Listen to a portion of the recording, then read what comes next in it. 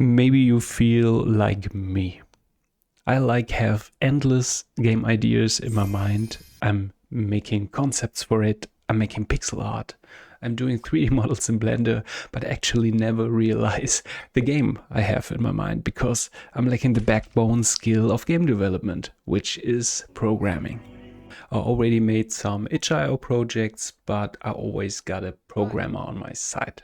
I never did the code on my own. But every time in the past I tried to sit down and finally learning to code, I got bored, distracted, or just anxious and directly quit it. And then I found the Learn 2D Game Dev course by GDquest. This is a course meant for absolutely bloody beginners with programming who have no prior experience with Java, Python, C++, or anything that has to do with some kind of programming. I thought this is the one for me. You're learning about the open source Godot engine and its own language, GDScript. The course costs $90 and is also still in early access, but it already is beyond its original planned scope when I get it right. It was meant to release 10 chapters, each with some sub-chapters, but we are already at chapter 14 and they're still continuing to release chapters. So that's kind of a good thing, I guess. And I try to do this first 10 chapters here, and that's what the video will be about. I hope the course can answer two questions for me. Is it worth the money? And can it help me finally get out of tutorial hell and make a game on my own, totally on my own, while I try to avoid Chat GPT and start truly understanding things? And by the way, I already bought this course over 1 year ago. And I tried it and got distracted, but not this time. So I hope this video will get you an idea what's going on, what awaits you in this course. And it's not sponsored by GDquest or something. This is just a review of a guy who starts to love the Godot engine. And I'm fed up with failing at finishing a project on my own. Okay, so let's start now with the review of each chapter. Starting with M1. M1 is more about yourself. It's about the mindset and to plan some time for the course, a certain amount of time, because sometimes you will need to repeat a chapter or a sub-chapter, because in the beginning it can get hard to get into the programmatic thinking and kind of stuff. At least for me, it was so. I'm also a kind of chaotic guy, so have a clean workspace, avoiding distractions was kind of hard for me. Moving on to chapter 2, M2, you're finally working with the Godot engine. You activate a plugin that brought within a workbook file. Then you get to know all the pillars or the main pillars of the Godot engine, like the file doc, the node tree, the inspector, and the viewport. The cool thing is the later chapters, beginning with M4, will also serve you with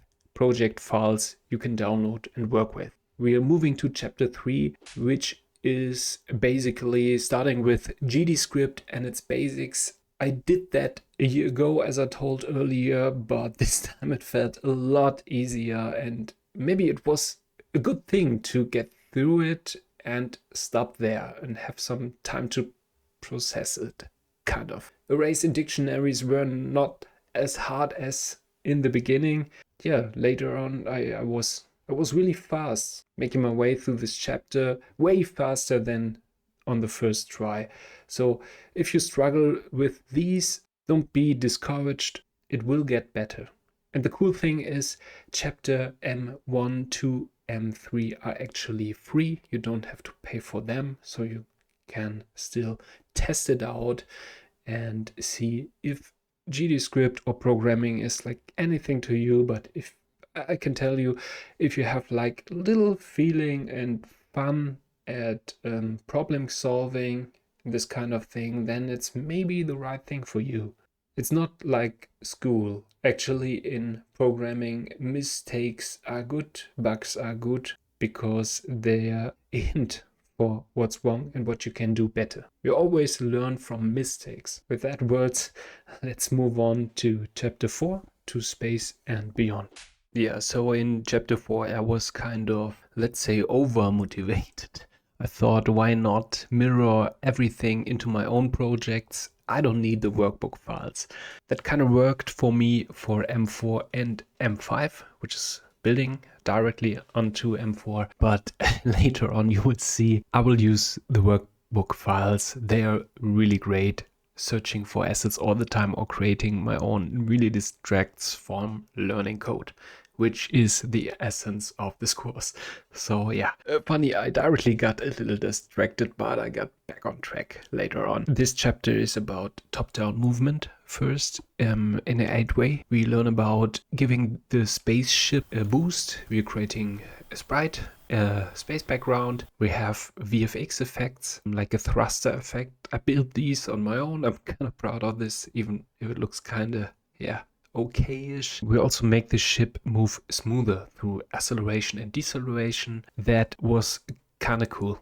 Okay, what I forgot to mention is that each chapter is full of tasks. In between there are multiple choice questions you can answer. There are 4 practices directly built into the engine via plugin, and you got some optional challenges that keep becoming more complex and tougher as you make progress. These really put you to the test, but after each subchapter there is a code reference and a commentary section. The community is really active. It really often helped me out when I got stuck. Let's now continue with chapter M5, Loot It All. It's directly built onto M4. First, you'll be introduced to some new Godot nodes like area 2D, collision shape 2D, which helps you to code stuff that interacts when overlapping. So I built a health pack, but first there was no interaction between chip and the pickup itself. So I learned to make the spaceship interact with it. Then it was time for a health bar, which means we're creating it, we're styling it, and making it move with the ship, not rotate with it. There's a node like control or progress bar. These help make the process straightforward. Then I learned to access the health bar via code and make the health pack heal the ship when it picks it up. Through composition, we can use the health pack logic multiple times to use it for collectibles, so we added gems. And the little movement of the items you see is, we created animations by using so-called tweens. While refactoring the code of the ship to handle health pack and gems, it was time for reusing the timer node and make collectibles spawn randomly over the map. That makes the project more like a game. Challenge time. There were 2 challenges. First, set a max spawn of 6 collectibles, and second, implement a health drain over time for the ship, so it has to collect the collectibles. This is kind of a game loop now. I really noticed I'm not that into transferring of what I learned into new situations. But hey, with the help of the comment and support section, I somehow got through it. So even if I struggle, it's important to keep going and keep avoiding Chat GPT. At that point, I thought there could be more challenges in each subchapter to let this stuff sink in a little bit deeper. Currently in M5 project, collectibles destroy each other. When their areas collide, we fix that through the introduction of collision layers and masks. Godot's built-in collision systems to determine which detects and interacts with that. We fix that with the pickups. So let's move on. What was kind of missing for me was getting a little bit in touch with how to at least implement sound and music, knowing the basic notes for that, but that was kind of missing here. That was the end of M5, although this is far from a finished game. It's kind of a game loop. Actually, this is a good base to build a simple game out of it. Chapter 6, Looting. Well, again, about looting. At this point, I started to use the workbook files as mentioned. In this module, I learned upon what I've already learned so far, reviewing area 2Ds, train animation, randomness, signals, and more. I created the chest, and the player can interact with it using the mouse and hover it, and by clicking it spawns loot. So when the mouse is entering the area, we are highlighting the chest via a shader and big outline. This is very useful, like for point-and-click adventures, mobile games, RPGs, and more. What was confusing, or maybe a bug, animating the outlines via trees when hovering with the mouse. When hovering one chest, automatically all chests were highlighted, and not only the selected one. The suggested fix for this was going to the chest scene, head to the shader materials, and activate the setting local to scene. But actually that didn't work. It didn't change a thing. Even after closing and reloading the engine, there was no difference. That was kind of confusing. But the rest was about opening the chest using some code, and we also get to know the animation player node to make a little animation when it's opened. And of course, the practices were quite a highlight. So I love that they change sometimes only details, but sometimes also a little bit more in the practices. So it differs from the code you learn in the lessons. So you slowly get the feeling that you accomplish something. And I also love the experimenting part. The GDquest encourages you to experiment the whole time and slowly move away from copy and paste. Well, this is kind of big challenge for new code enthusiasts, but this is exactly what you want when escaping from tutorial hell. You grab some lines of code from somewhere or maybe from a tutorial, but then make it your own and make it fit into your own systems. That's what it's all about. And what I also didn't know earlier was that you can, with F1 on Windows, you can open directly a built-in documentation for Godot. And there you can look up all the stuff that you didn't know about. And you can even hover some parts in your script with the mouse, and then a pop-up will appear that directly leads you to the documentation. That's super useful. The biggest problem I'm facing now is I still get instantly bored when I see code, but I try to keep going here on my first dip in motivation. The course recommends you to revisit it after some time if you struggle with things. That stuff comes with the sacrifice, but taking your time is important, so I will not rush through this course. Moving on to M7, telling a story. It's now about a big cornerstone, user interfaces, or for short, UI. What we're gonna do is starting with a few UI elements, and we're working up our way to an animated dialogue between two characters. This will get a lot into race in dictionaries. This is probably something you have been struggling with M3 when it's introduced, because you finally get to notice that chapter M3 is like an easy or broken down comparison for the whole course or all chapters. And now we reach that part that is kind of hard compared to the modules before. But I love that UI is covered here because it can be useful to tell stories in games or applications. And this is also something that is not covered really much in game tutorials out there. Everybody wants to do gameplay and stuff like that, or cutscenes, but the menus are also important to lead the player. And it's good that this is in this course. What we also get to know is the audio stream player node. Finally, we're working a little bit with loading and playing sound. I just love the Animal Crossing like talking sounds.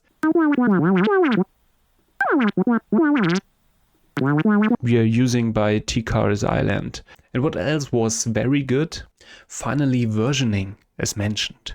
A version control system is essential when developing your game, such as GitHub, Perforce, or Tortoise as fine. Versioning your game saves your files and makes it easy to test branches for new mechanics and experiments or revert stuff if you don't want to have it in your project anymore. And especially, most important thing, if you mess things up, you have a save file that is not dependent on your computer. That's the most important thing, I think. So experimenting parts were now directly embedded into the subchapters. I do like that a lot. Also cool, I learned to use scene unique names. That helps my future self to tell by seeing these percent signs in the node tree to tell which nodes are important and are used for script encode.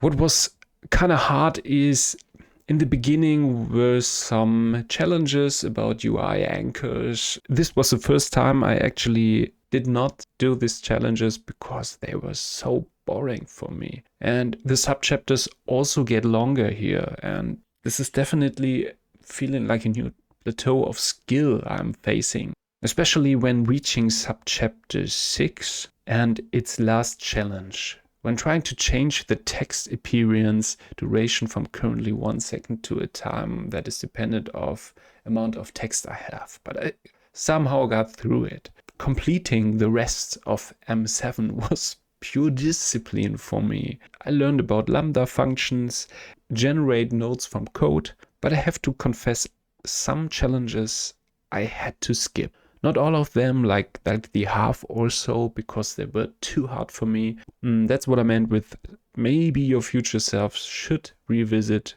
these chapters and then it maybe gets easier.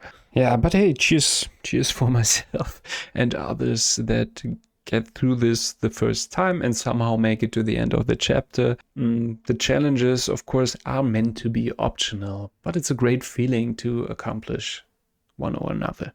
But I took the biggest learning so far from this chapter, which is write the most simple code possible first, then refactor it to experiment, and then it will get a little bit more complex time after time. And this is the most important part when you plan features. You abstract it, then you break it down to little pieces, and then it gets not so overwhelming as before when just thinking about it. Okay, next chapter.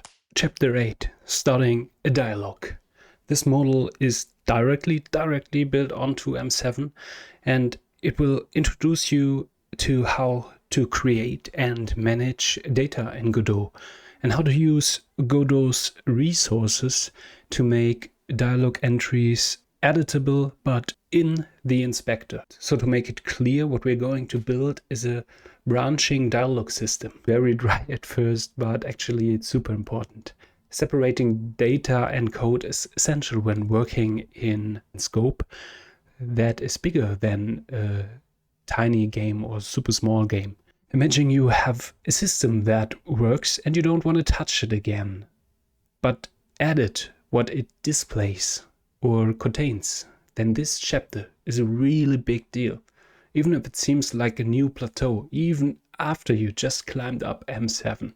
Well, actually, you were more led into errors, which is a good thing. Understanding the anatomy of an error and the fact that you can get an error can help you understand where to change what. Well, I tried it and I understand the point, but seriously, errors are still shit. But I also learned a lot about scope. Variables can be defined inside functions or inside a class. It can be helpful to do both. This is a topic that was already mentioned in M3, in chapter M3.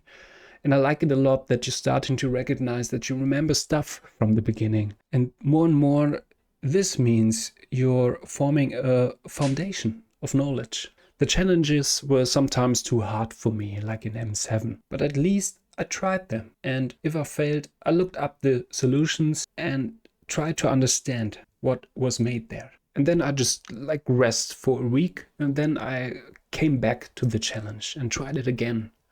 And oftentimes I passed then, which is great. Of course, there's always the comment section, and the community is really active. So you can say the course is, in early access, but not in super early access. So there are in each subchapter several comments to help you with problems or misunderstandings or stuff like that.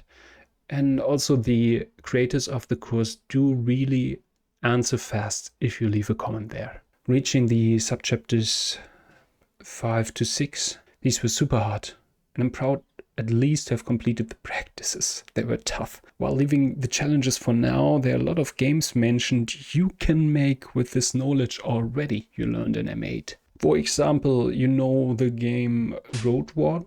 This is like a text adventure with a lot of branching dialogue system in it.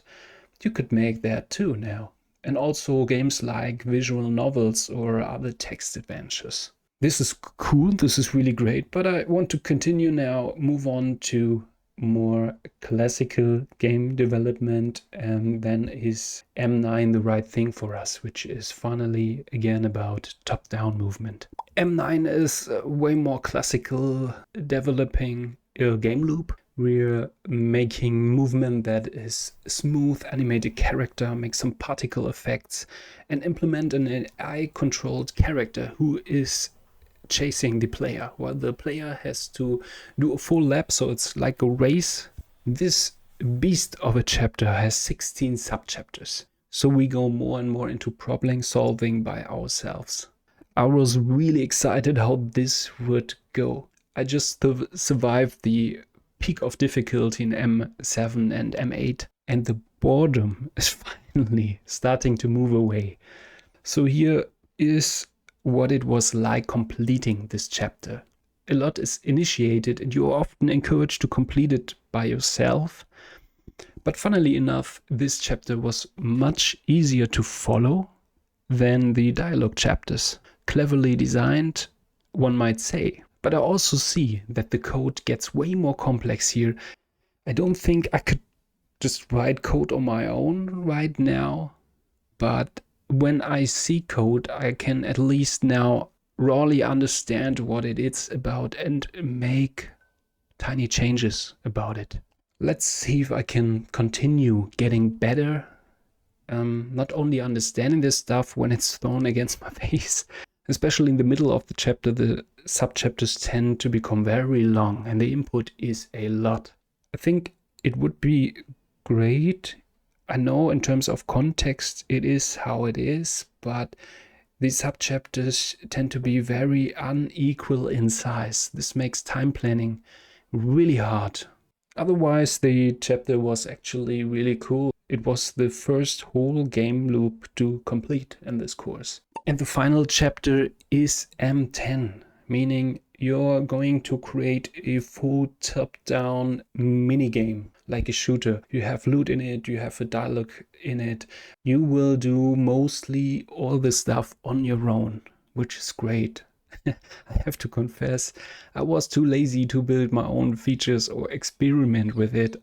I just tried to finish this somehow, because I felt at this point kind of bored out, and the chapter was super hard for me to bring back everything I just learned in this course. But it was also a huge relief finally finishing it and having something I can actually play. So I'm really feeling like I'm getting closer to be ready for starting my own project. So we're stopping here now for the review. Chapters 11, 12, 13 and 14 are already released. 11 and 12 are about tower defense. This is not like my genre, even I love the Origin, Warcraft 3 and stuff like that. But I really hope to make in the future the platformer modules and then mirror it into my own project and start from there creating my own platformer. So let's now come to the final review of this course, or final thoughts. So about the first question, $90, why pay for it? I think process knowledge is always an advantage or a learning structure. It has value, is predictable, is time efficient, and above all, support whenever you need it. That's worth it to me. It saves a lot of time, and time is money, right? Speaking of time, the course is really great structured, but actually time planning gets worse the more you proceed, because the subchapters really tend to get super long and you have to make cuts in between. Well, if you have, like me, just an hour a day to attend this course. And yeah, speaking of time, there's another big point. 1 hour a day was really tough. Learning to code takes a lot of time. And you have to repeat some chapters maybe. So it's kind of hard if you have a full-time job, a family, a kid, and stuff like that. So beware of that. So what I have to say about the course quality, I did in the last years a lot of courses about different topics, like Domestika courses doing art, Udemy and Skillshare courses about Unreal Engine and Unity. I made a lot of Blender stuff and took courses from there. And I think between all these courses, this one might be the best in terms of organization, in understanding and support. I'm really blown away, in fact, that this course has such high quality in all these things. So this is a super great course, and the only one that was able to take away boredom and my fear of learning code, which is a huge thing. So I'm finally getting closer to learn the backbone skill of game development. To the second question, am I finally escaping tutorial hell? Well, I think I'm on the way to it. Tutorials now have way more value for me because I can better understand what is actually happening in my own code. So I'm not doing tutorials anymore, a lot of them, and then try to ask myself, how the hell should I all connect it? Instead, I'm making now my own systems and I just take pieces out of the tutorials. So I'm like half in tutorial hell. And also super useful was looking up the documentation on my own and understanding it. This helps also a lot, being not so reliant on tutorials anymore. Let's now talk about the early access state. I think this is always a double-edged sword. On the one hand, it's good because it's a project that relies on feedback and does changes to it, and it also means it's still like an active project for the creators, so they will respond to it, they react to issues or bugs or something like that. That's, I think, a good thing to form a community. But on the other hand, of course, early access is a label that this stuff is not finished. That could people hold back because the course is also really expensive. But I think the fact that it's beyond its original scope and they're still adding stuff, yeah, that makes the label kind of wrong somehow. Actually, the original scope is finished and now they're in extra adding stuff. I would label it different, maybe. So yeah, the words of criticism here are really the second cherry on the cake. I think the course is really worth the money. It's constantly being improved. Great community, also a great Discord server, by the way, you could join. And in the sense, I'm now considering either to, as I said, make my own platformer based on chapters M13 to M14. But I'm also kind of hooked to the next course, which is Learn 3D with GDquest. There's also some first-person stuff covered there. I really like first-person games. Maybe I have a look at that.